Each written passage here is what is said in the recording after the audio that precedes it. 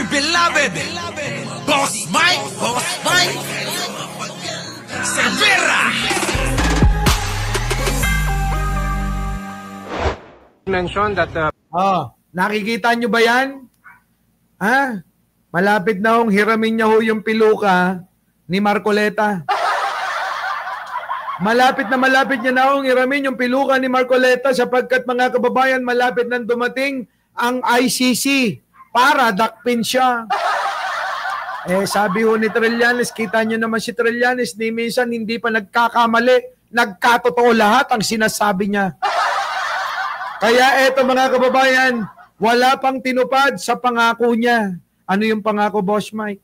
Sabi niya, sasamahan daw niya si Digong saan man siya magpunta. Sasamahan daw niya si Digong kahit saan naroon siya.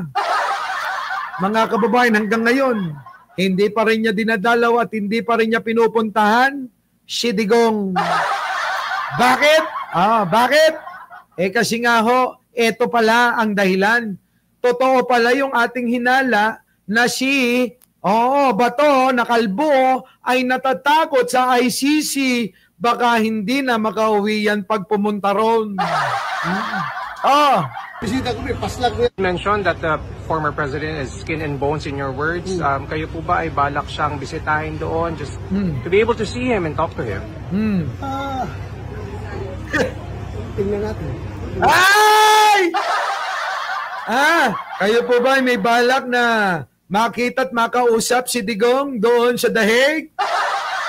Sabi ni Jinggoy, mga kababayan, meron na po tayong halos 1-2. Magda2,000 na tayo, kukonti pa lang yung nagla-like sa inyo. Mag-like naman po kayo, ha? Like lang po, walang bayad. Kita nyo mga kababayan ko, samantalang dati, wala pa yung ICC. Hindi pa nadadakip si Digong, mga kababayan. Ang yabang-yabang ni Kalbo. Kahit saan mapunta, si Pangulong Duterte na parang ama ko, sasamahan ko siya. Sabi yun ano nangyari? Bakit bigla yatang nag-iba yung tono nito? Parang sigla. Sabi ng mga kababayan ng tanong, kayo po ba may plano na makausap, makasama man lang si Digong nyo? Ang sagot, sagot? To be able to see him and talk to him. Tingnan natin. Ay, nako! Sinungaling, wala, takot ka talaga, kalbo. Ayan mga kababayan, maliwanag na to. Na takot talaga si Kalbo. Tignan natin, hindi ka sigurado kung dadalawin mo si Digonyo. Kawawa naman yung Digonyo mo. Samantalang dati, kulang na lang, hugasan mo yung puwet niya ng dila mo. Tama? Kulang na lang mga kababayan Hugasan nito, yung puwet ni Digong nang gamit-gamit yung dila niya Di ba? Bakit ngayon? Di ba? Aminin nyo na nawala ng silbi si Digong. Totoo yan. Wala ng silbi si Digong. Kung ano man yung natitirang karisma daw ni Digong, ginagamit na lang ng kalbong ito ngayon. Wala na. Gamit na lang nila si Digong. Lalong-lalo na tong kalbo na to. Aba! Siguruhin muna natin na hindi lang ako ipaslak mo sa loob. Bibisita ako doon. Ako bibisita ko doon. Ay, takot pala Umorong mga kababayan ng itlog ni Kalbo. Natakot na baka mamaya, ipadlock na, pusasan siya raw. At ikulong na rin sa tabi ng kulungan ni Digong. Ayaw mo ba nun? Magkakamustahan at magkawayang kayong dalawa? Abutin mo na lang. Sigurado hindi naman naaabot na yung dila mo para hugasan yung puwet niya. Kamay na lang at saka tabo, tissue. Hugasan mong ganun. Abutin mo sa kabilang kulungan. Ganunin mo. Di ba?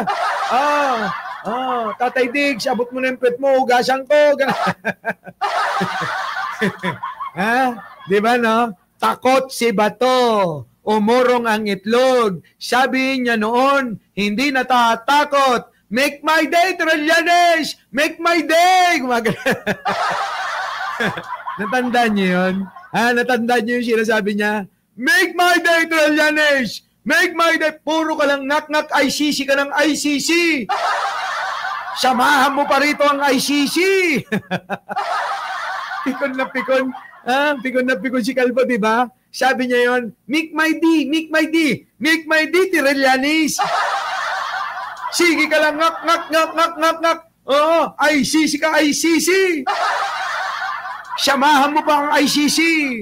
Di ba? Uta, sinungaling pala to, mga kababayan mo. Napaka-sinungaling ni Calvo.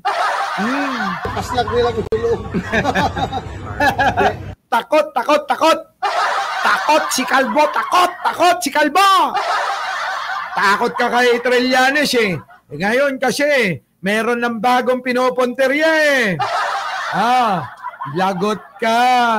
Lagot. Ito, niya, yung tunay na yaman niya, ang tanong po dito is, eto na mga kababayan, pakinggan nyo. po kasi diniklara niya yung tunay na yaman niya, ang tanong po dito is yung ill-gotten wealth. Nako! Pagka kinasuhan ka ng ill-gotten wealth, ikaw mong puprove Nako! korte kung saan galing yung kayamanan mo. Nako, patay ka, Bongo. Meron pang pahabol si Trillanes sa'yo. Tinotoo lahat mga kababayan ni Trillanes yung banta niya. Sabi ni Trillanes, lahat kayo, ipakukulong ko. Nauna na nga si Digunyo. Di ba? Sabi niya noon, eto, once na kayo nawala na sa mga pwesto nyo, babalikan ko kayo. Eka ni Trillanes, ipakukulong ko kayo.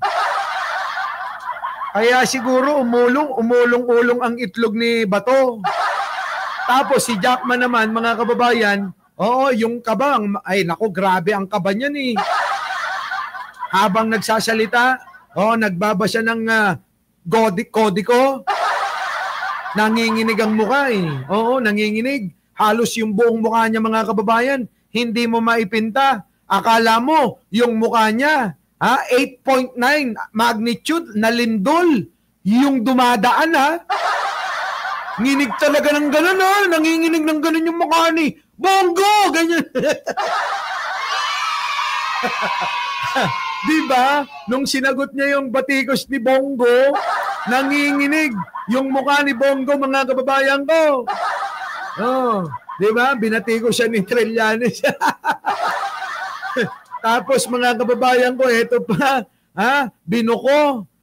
Binuko, etong si Bongo na nanunuhol pa ng kwarta ng bilyon-bilyon. Sky's the limit pa raw. Antindi naman mga kababayan ni Jackman, Antindi. Secretary Dizon, tigil-tigilan mo ako. Magkikita rin talaga, oo. Ay tatanungin kita lang, hindi mo masasagot. Huwag ka lang, kapag ka ikaw inimbitahan sa programa ng Bengador, ay ihanda mo na yung sarili mo. Ihanda mo sarili mo, hindi mo masasagot yung mga tanong ko. Eto na. Yun naman pala yun. Yung kayamanan mo. Mauobliga sa ngayon doon. Tapos tatanungin, nagbayad ka ba ng buwis dyan? Kung sabihin mong galing yan sa iba't ibang negosyo. Nako. Pag titignan naman yung tax records, wala ka namang binabayaran. Wala kang binabayaran na BIR mo, na tax mo. Di ba mga kababayan ko, walang binabayaran na tax to? Problema ho yan. Ang dami. Problema yan. Siya mo papaliwanag na, siya mo kinuha yung pambili mo ng iyong four-story na bahay na malaki.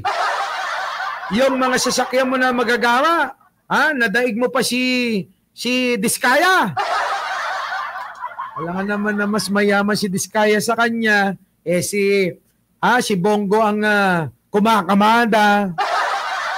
Kaya nga sabi ni Trillanes, ang mastermind ay si Bongo. Kaya kaya niya magbigay kahit ilang bilyon. Huwag lang makasuhan at makulong. Di ba? Ang tindi ng mga ito talaga. Matitindi to. Ibang klase mga kababayan ko. Palalim ng problema mo kapag diniklara nila yung tunay na halaga. Kaya ganyan po ang ginagawa nila, tinatago nila yung tunay na kayamanan nila. Nako! Ayan, itinatago daw yung tunay na kayamanan. Meron nga daw isang congressman, yung kanyang mansion, ginawa na hong mansion na vault. Oo, hindi na ho bahay Ginawa na hong na vault yung mansion niya. Doon po tinatago yung mga ninanakaw daw na pera. Daw! Oo. Grabe, no? Ganun karami. Mansion, punong-puno ng pera. Nakatago, mga kababayan, limpak-limpak na salapi. Peso, dollar, mga kababayan, ang pinag-uusapan. Di ba? Hindi, no? Matindi, mga kababayan ko. Our beloved Boss Mike Cervera.